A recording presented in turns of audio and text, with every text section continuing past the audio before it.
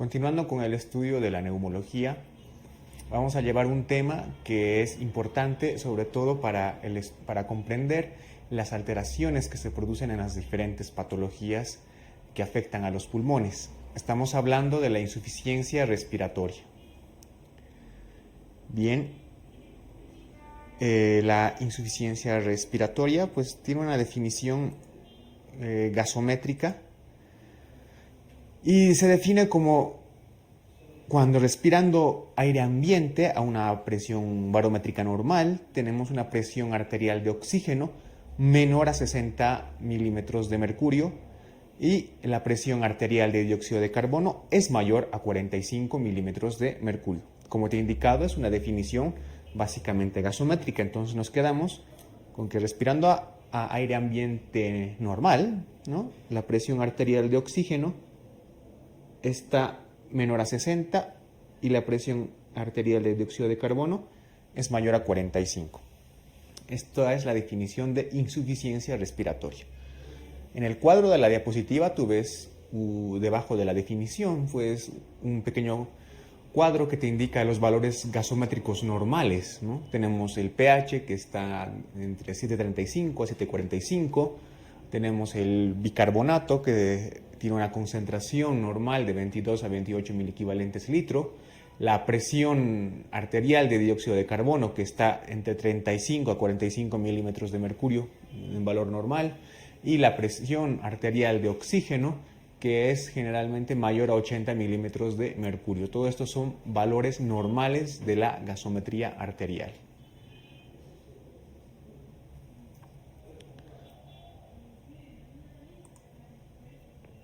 Bien, una vez que hemos definido qué es la insuficiencia respiratoria, vamos a clasificarla, ¿no? Se puede clasificar de diferentes formas. La primera es de acuerdo a si se acompaña de una hipercapnia o no. Entonces clasificamos a la insuficiencia respiratoria en tipo 1 o hipoxémica pura o parcial, ¿no? Es aquella que es aquella que se produce solamente cuando existe una presión arterial de oxígeno menor a 60, pero la presión de dióxido de carbono es normal. Entonces, ese es el tipo 1, ¿no? También se llama hipoxémica pura o parcial. Y tenemos el otro tipo de insuficiencia respiratoria que es la hipercápnica o global, o también llamada tipo 2, ¿no? Y es que además de la hipoxemia, ¿no?, además de tener una presión de oxígeno menor a 60, va a existir hipercapnia, es decir, una presión de dióxido de carbono mayor a 45 milímetros de mercurio. Entonces recuerda que de acuerdo a que si hay hipercapnia o no, clasificamos la insuficiencia respiratoria en el tipo 1, que es hipoxémica, parcial o pura, ¿no?, y el tipo 2, que es hipercápnica o global. En el tipo 1 solo hay un descenso de la presión de oxígeno menor a 60. Y en el tipo 2, además del descenso de oxígeno menor a 60, también tenemos un aumento de la presión de dióxido de carbono mayor a 45 milímetros de mercurio.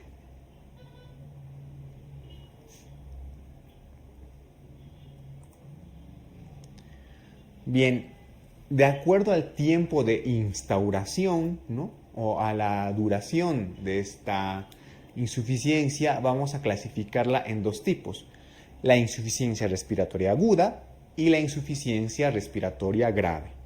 La insuficiencia respiratoria aguda aparece de forma rápida, es decir, minutos, horas, ¿no?, y se caracteriza por una alteración rápida en la oxigenación y en el equilibrio ácido-base.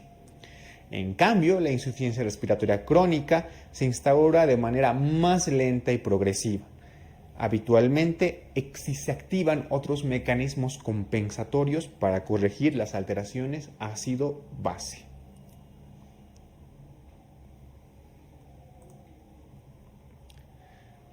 ¿Cuáles son los mecanismos o la fisiopatología para que se produzca una insuficiencia respiratoria? Básicamente tenemos 5. El primero es la disminución de la presión parcial de oxígeno inspirado. El segundo es la hipoventilación alveolar. El tercero, y probablemente el más frecuente, es una alteración o un desequilibrio entre la ventilación y la perfusión. El cuarto es un efecto shunt o un cortocircuito. Y el 5 es una alteración de la difusión. En la diapositiva tienes una imagen muy esquemática donde ves un alveolo, ¿no?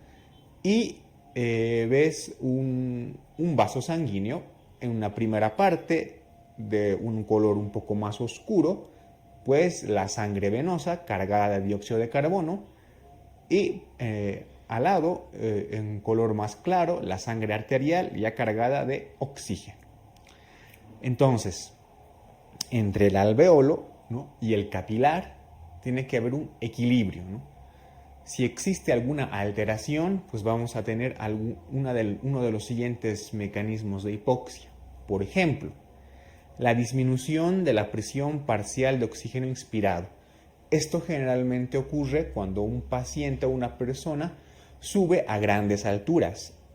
En grandes alturas, la presión barométrica de oxígeno es baja. Por lo tanto, el oxígeno inspirado también disminuye, ¿no? Entonces, hay una disminución de la entrada de oxígeno, pero la perfusión, ¿no?, y la ventilación es normal, solo que hay una disminución de oxígeno del aire inspirado. Por lo tanto, la presión de dióxido de carbono también va a ser normal. Hipoventilación alveolar. Esto se produce sobre todo en pacientes que tienen algunas alteraciones en la musculatura que ayuda a la respiración, ¿sí? Algunas enfermedades que pueden cursar con esta alteración, pues causan un mecanismo de hipoventilación alveolar. ¿Qué quiere decir con eso? Que disminuye la entrada de oxígeno, ¿no?, porque estás hipoventilando, pero a su vez aumenta la concentración de dióxido de carbono. ¿Por qué? Porque no estás eliminando dióxido de carbono, ¿no? Estás metiendo poco oxígeno y a la vez no estás eliminando dióxido de carbono. Entonces, en este caso, en la hipoventilación alveolar, sí que habrá un aumento del dióxido de carbono.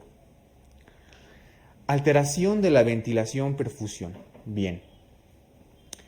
Te había indicado de que tiene que haber un equilibrio entre el alveolo y el capilar, es decir, la perfusión o la sangre que le llega al alveolo y el aire con oxígeno que le entra al alveolo, ¿no? Si hay una alteración en esta relación, pues se produce hipoxemia. Te doy un ejemplo. El tromboembolismo pulmonar. En el tromboembolismo pulmonar, pues hay un trombo que obstruye la circulación. Entonces, ese alveolo no le llega sangre, está mal perfundido, ¿no? Le entra una buena cantidad de aire con oxígeno al alveolo, pero no le llega sangre. Entonces hay una buena ventilación, pero hay una mala perfusión, ¿no? Es un ejemplo de una alteración o desequilibrio de la ventilación-perfusión.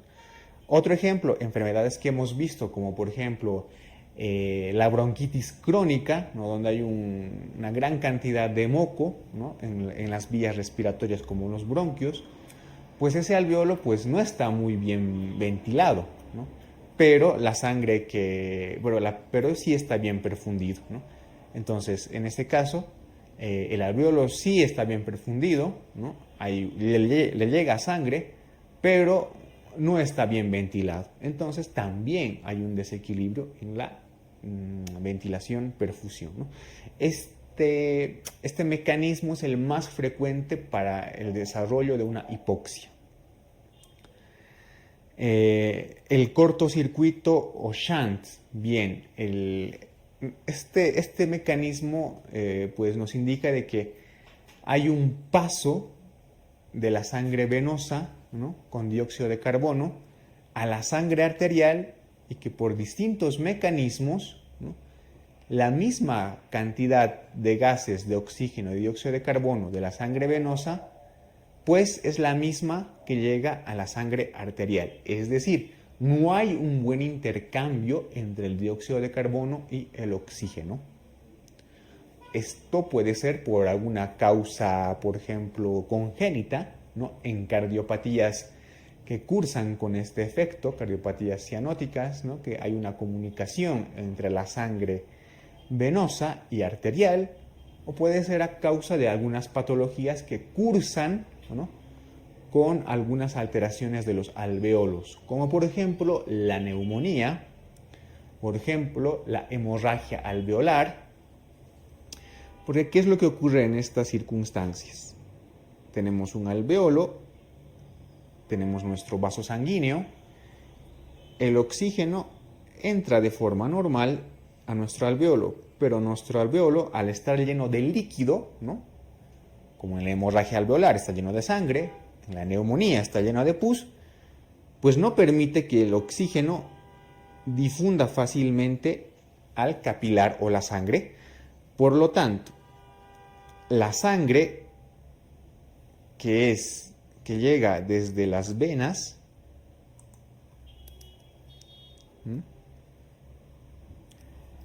va a ser la misma que va a salir por las arterias. En realidad tendría que ser distinta, ¿no? Pero va a ser la misma. ¿Por qué? Porque no hay un buen paso del oxígeno a través del alvéolo hacia el vaso sanguíneo, ¿sí? Por esta alteración que te digo, ¿no? El alvéolo puede estar lleno de líquido, de pus, de sangre, etc. Entonces, en este caso también se produce un efecto Shandt o de cortocircuito. Por último, alteración de la difusión. Esta alteración se produce básicamente cuando el paciente se somete a ejercicio, ¿no? ¿Qué quiere decir esto? En algunas enfermedades, como la fibrosis pulmonar, pues el grosor de nuestra membrana, de nuestro alvéolo, estamos hablando de la alteración de la difusión, ¿sí? El grosor de la membrana de nuestro alvéolo, pues va a aumentar, por ejemplo, en la fibrosis pulmonar, ¿no? ¿Y qué es lo que pasa? Al aumentar el grosor de esa membrana alveolar, el oxígeno tampoco va a poder difundir bien hacia la sangre, ¿no? Entonces es una alteración de la difusión que generalmente se produce cuando un paciente está sometido al ejercicio. Entonces estos son los 5 mecanismos básicos para la producción de una hipoxemia y por ende de una insuficiencia respiratoria. Este gráfico me gusta mucho, ¿no? Porque nos va a ayudar a clasificar o demostrar cuál es el mecanismo que está causando una hipoxemia. Antes de esto te tengo que hablar de un concepto que lo voy a ir manejando de aquí en adelante, que es el gradiente alvéolo arterial o capilar, si tú quieres llamarlo así, de oxígeno, ¿no? Este gradiente pues tiene un montón de cosas para calcularlo, pero esto por el momento no nos interesa, ¿sí? Lo que sí te interesa saber que este gradiente alvéolo arterial de oxígeno es el que demuestra la eficacia, ¿no? En la difusión de los gases y demuestra la eficacia del acoplamiento entre la ventilación, la perfusión y difusión, ¿sí? Entonces, un gradiente alvéolo arterial normal pues nos demuestra que hay una función pulmonar normal. Este gradiente alvéolo arterial normalmente es menor a 15 milímetros de mercurio. Conforme el paciente va aumentando de edad, va a llegar hasta 30 milímetros de mercurio. Pero siempre tiene que estar debajo de este nivel, de 30 milímetros de mercurio. Encima de 30, pues ya estamos hablando de un gradiente alvéolo arterial patológico. También lo podemos llamar diferencia alvéolo arterial, ¿no? Como en este caso. Diferencia alvéolo arterial. Bien. Vámonos al gráfico exclusivamente que tenemos ahí en la pantalla. Hemos dicho que tenemos hipoxemia, es decir, por ejemplo, tengo una gasometría, pues una presión arterial de oxígeno menor a 60 milímetros de mercurio, ¿no? Entonces estoy entrando en un mecanismo de insuficiencia. ¿Qué es lo que veo primero? La diferencia alveolo arterial o el gradiente. Si está alterado, ¿no? Si este gradiente está encima de 30, como te he indicado, pues tenemos dos opciones. El mecanismo puede ser un cortocircuito o un shunt, ¿no? O puede ser una alteración o desequilibrio en la ventilación-perfusión. ¿Cómo hacemos la diferencia entre ambos? Si aplicándole oxígeno al paciente, mejora, pues seguramente es un defecto en la alteración ventilación-perfusión. Si aplicándole oxígeno el paciente no mejora, estaremos hablando seguramente de un cortocircuito. Por el contrario, si tenemos la gasometría con el paciente en hipoxemia, ¿no? Y la diferencia alveolo-arterial o el gradiente, en este caso es normal, no está alterado, pues puede ser causa de una hipoventilación, ¿no? O que haya un flujo de oxígeno ambiente disminuido. ¿Cómo hacemos la diferencia? Vamos a ver si existe hipercapnia. Si existe hipercapnia, seguramente estamos hablando de una hipoventilación. Si en cambio no existe hipercapnia, el mecanismo seguramente que está causando esa hipoxemia es una disminución del flujo de aire inspirado de oxígeno. Entonces quédate con este cuadro, ¿no? Hipoxemia. Vemos cómo está el gradiente alveolo arterial. Si está normal, puede ser una hipoventilación o una disminución del flujo de oxígeno. ¿Cómo lo diferenciamos? Por hipercapnia. Si hay hipercapnia, seguramente es una hipoventilación. Si no hay hipercapnia, seguramente es una disminución del flujo inspiratorio de aire. Al contrario, si el gradiente alveolo arterial está aumentado, es decir, encima de 30 milímetros de mercurio, el mecanismo puede ser o un cortocircuito o una alteración de la ventilación-perfusión. ¿Cómo lo diferenciamos? Si la hipoxemia se corrige administrándole oxígeno, seguramente es un desequilibrio o una alteración en la ventilación-perfusión. Pero si la hipoxemia no se corrige, entonces seguramente es un mecanismo shunt o de cortocircuito.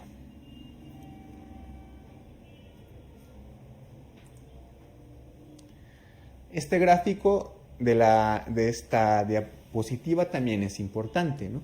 Y vamos a hacer una valoración general de algunos parámetros para clasificar algunos de los 5 mecanismos de hipoxemia que ya hemos hablado. El cuadro, como te comentaba, entonces, pues es muy importante para que lo aprendas a diferenciar, viendo cada parámetro que nos ayude a establecer el mecanismo fisiopatológico de la hipoxemia. Por ejemplo, en la disminución de la presión de oxígeno del aire inspirado, como hemos repasado más antes, el gradiente alveolo arterial de oxígeno pues estará normal. Estará normal. La presión de dióxido de carbono también estará normal. Y podremos corregir este mecanismo si aplicamos oxigenoterapia. Para diferenciarlo de la hipoventilación alveolar, ¿no? Decimos que el gradiente de dióxido de oxígeno, gradiente alveolar arterial de oxígeno es normal. Sin embargo, la presión de dióxido de carbono estará aumentada, ¿sí? Y también la vamos a corregir con oxigenoterapia. Los otros mecanismos que vamos a ver pues tienen una característica que es que hay un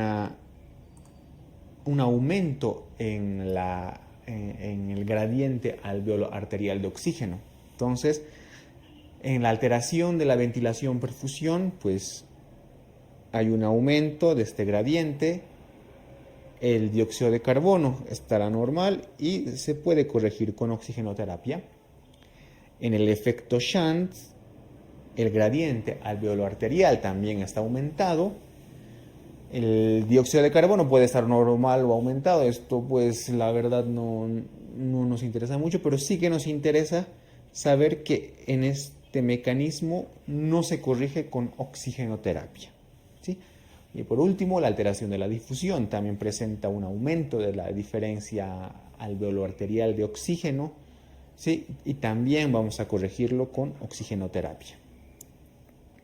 Bien, entonces ya te he dado distintas formas, ¿no?, para establecer el mecanismo que está causando la hipoxemia. Por lo tanto, nos vamos a ir ahora a ver los mecanismos fisiológicos para estas correcciones, ¿no? Entonces, los mecanismos fisiológicos para la corrección de la hipoxemia pues son a corto plazo o inmediatos y a mediano plazo. Los inmediatos o a corto plazo pues son los siguientes, ¿no? Si hay una hipoxemia, se va a producir una vasodilatación local. Sin embargo, a nivel pulmonar se va a producir lo contrario, se va a producir una vasoconstricción pulmonar, ¿no? El paciente va a presentar taquipnea y también va a presentar taquicardia. Existe vasodilatación local porque el organismo, en un intento por oxigenar bien a los tejidos, va a hacer que llegue más sangre a estos. A nivel de los pulmones existe una vasoconstricción pulmonar, porque al no haber suficiente oxígeno para perfundir la sangre, los pulmones no van a permitir que mucha sangre no oxigenada escape a la circulación general. Los mecanismos para la corrección de la hipoxemia a mediano plazo son básicamente dos, ¿no? Uno es el renal, ¿no? Existe un aumento en la eliminación renal de bicarbonato, y el otro es a nivel de la sangre, ¿no? Aumenta los niveles de eritropoyetina y por lo tanto hay un aumento de la eritropoyesis y por lo tanto un aumento de los glóbulos rojos, ¿no?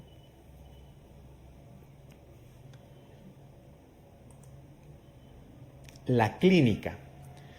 Pues la clínica varía de acuerdo a si la insuficiencia respiratoria es aguda o se ha instaurado recientemente o es una insuficiencia respiratoria crónica.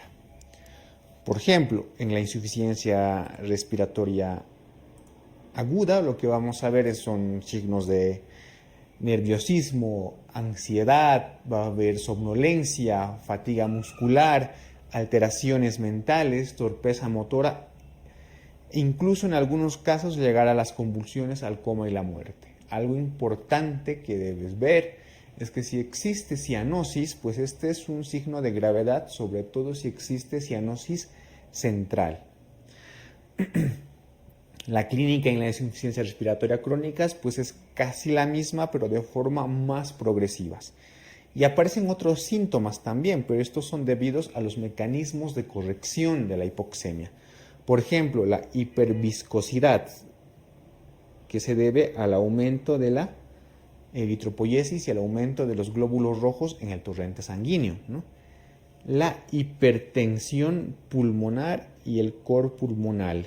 Eso se debe porque hay una vasoconstricción de los vasos pulmonares por mucho tiempo, ¿no?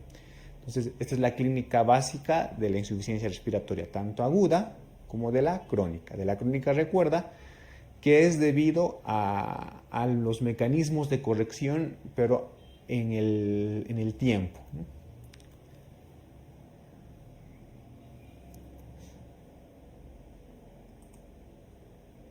Bien, ¿cuál es el tratamiento? El tratamiento de la insuficiencia respiratoria tiene dos principios generales. El primero, la corrección de la hipoxemia, ¿no? Y el segundo es un tratamiento específico de la causa, del factor desencadenante o de la enfermedad de base. Entonces, en esta primera parte o en este tema lo que nos interesa es principalmente la corrección de la hipoxemia, ya que el tratamiento específico pues lo vamos viendo en varias patologías que ya hemos estudiado y que vamos a seguir estudiando. La corrección de la hipoxemia, ¿cómo se realiza? Bueno, hay que administrar oxígeno suplementario, ¿no? Generalmente se administra oxígeno suplementario con un flujo de oxígeno mayor a 21%. Y se va graduando de acuerdo a la necesidad del paciente o de acuerdo a la corrección de la hipoxemia, ¿no? ¿Cómo vamos a aplicar el oxígeno? Pues se puede aplicar de varias formas, por ejemplo, mediante las famosas cánulas nasales, mediante las máscaras Venturi, ¿no?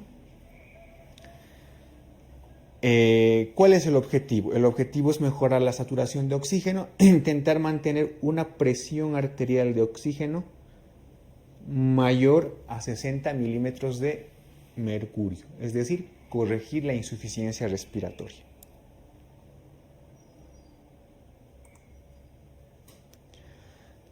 Si pese al intento de corregir la hipoxemia mediante la administración de oxígeno a flujos altos, ¿no? Vamos a ver la necesidad de aplicar ventilación mecánica invasiva, la cual está indicada en las dos siguientes situaciones. Como ya te he indicado, la primera es que si pese a las medidas de oxigenoterapia y después de emplear un flujo de oxígeno bastante alto, el paciente no se puede oxigenar de forma adecuada y la hipoxemia aparte se acompaña de una gran hipoventilación alveolar y por ende una elevada hipercapnia, ¿no? Entonces, en este caso sí que es necesario evaluar el uso de ventilación mecánica, ya sea invasiva, ¿no? ¿Cuál es la otra situación donde vamos a valorar el uso de ventilación mecánica? Si la hipoventilación alveolar lleva al paciente a un deterioro de conciencia,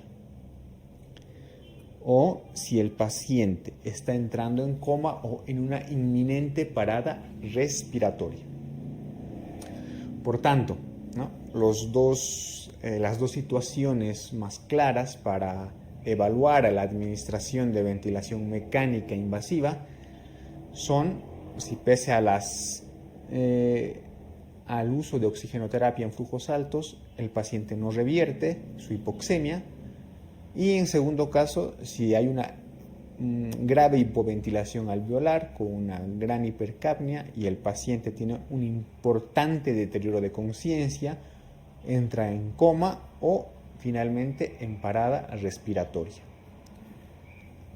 El otro principio general del tratamiento, como te he dicho, el tratamiento de base o el tratamiento del factor desencadenante, pues es de acuerdo a la enfermedad que el paciente tenga, ¿no? Por ejemplo, si existe hipoxemia debido a una neumonía, tendremos que tratar y corregir la neumonía.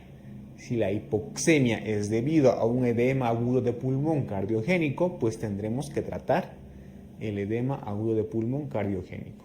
Si la hipoxemia o la insuficiencia respiratoria es debido a que el paciente ha subido a una ciudad a grandes alturas, pues deberemos corregir esa hipoxemia con medidas generales, ¿no? Y así, pues este es un tema básico que te va a ayudar a comprender toda la sintomatología que existe en las otras patologías de la neumología.